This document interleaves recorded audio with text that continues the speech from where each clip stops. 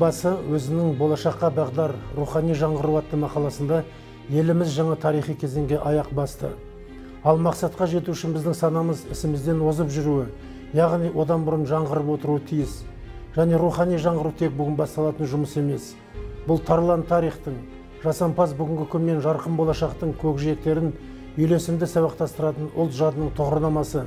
Мен халқымның тағылымы мол тарихы мен ерте заманнан арқа үзілмеген ұлттық сана дәстүрлерін алдағы өркендеудің беріктігін ете отырып, әрбір қадамын нық басуын, болашаққа сеніммен бет алуын қалаймын деп толғана көрсеткен. Ал ағымдағы жылы жарияланған елбасы Нұрсұлтан Назарбаевтың Ұлы даланың жеті қыры атты мақаласы болашаққа бағдар рухани жаңғыру бағдарламасының тарихи жалғасы ретінде жұмысын бастамақ. Оның ішінде елбасының Ұлы даланың ұлы есімдерін қайта жаңғырту бағытындағы тапсырмасы бүгінгі таңда жүзеге аса бастады. Міне бүгін елбасы бастаған игілікті бастаманы ел арасына таратып, заң аясында кең қолдану үшін Ақмола облысы сотының төрағасы Досжан Сарманқұлұлы Әміровтің қолдауымен үлкен шаралар өткізіліп, абыройлы еңбек етіп жатырмыз. Сондай шаралардың бір ретінде қазақтың тарихы мен заң жүйесінде, мәдениеті мен әдебиетінде ерекше тұлға болған билер жайлы айтпақшымын. Қазақстан Республикасы жоғарғы сотының бұрынғы төрағасы Қайрат Мәми өзінің билер соты әлемдік құндылық деген көлемді мақаласында би болу үшін ең алдымен ерен ақыл, жүйрік ой, асқан біліктілік пен кемеңгерлік қажет.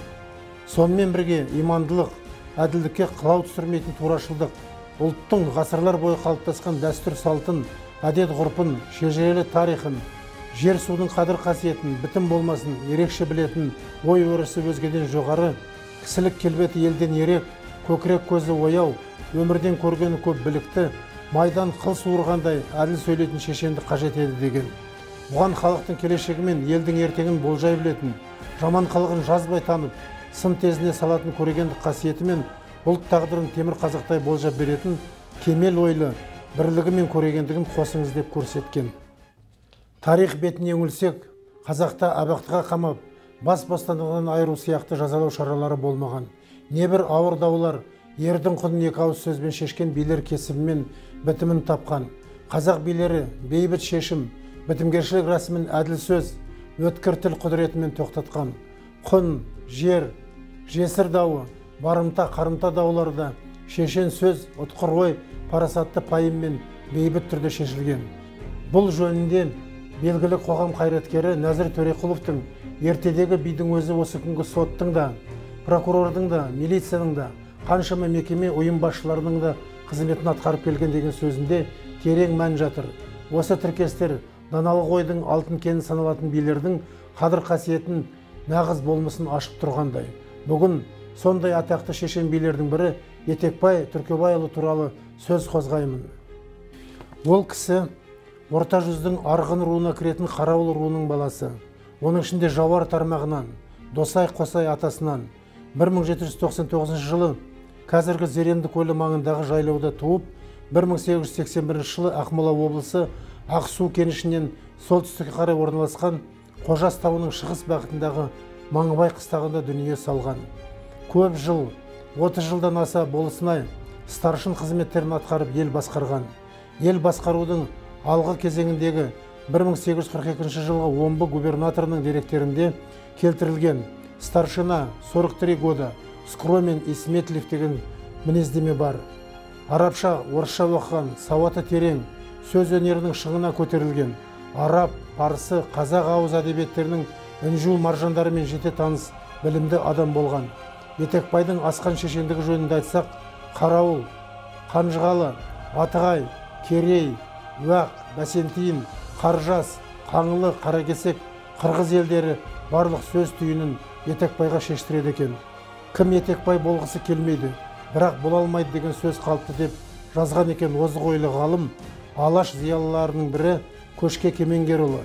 2 желтоқсан 1926 жылы шыққан нөмір 257 еңбекші қазақ газетінде 1844 және 1850 жылдары тіркелген мұрағат құжаттарында Етекбайдың болысынай болып сайлануы туралы айтылады. Онда Қарауылдың Атқы, Жауар, Мөнтік, Сары тармақтарымен қатар Атығай, Керей, Уақ, Қаржас, Қаракесек, Қанжығалы, Қаңлы руларының ішіне шыққан ел ағалары Етекбайды өзінің әділдігімен, талап қойғыштығымен, жақсы мінез құлқымен, ел жұртына деген үлкен қамқорлығымен, тәжірибелілігімен танылған би деп көрсетеді. Осы деректерге қарап, Етекбай бидің турашыл би елін оздырады, тумашыл би елін тоздырады деген қандай да болмасын дауды шешу кезінде сот әділдігін барынша қамтамасыз етуге тырысып, ақиқаттың ақ туын жоғары ұстағанын көреміз. Еліміз егемендік алып, тәуелсіздік туын желбіреткен тұста дана билеріміз ұстанған бітімгерлік мұраты қайта жаңғыруда.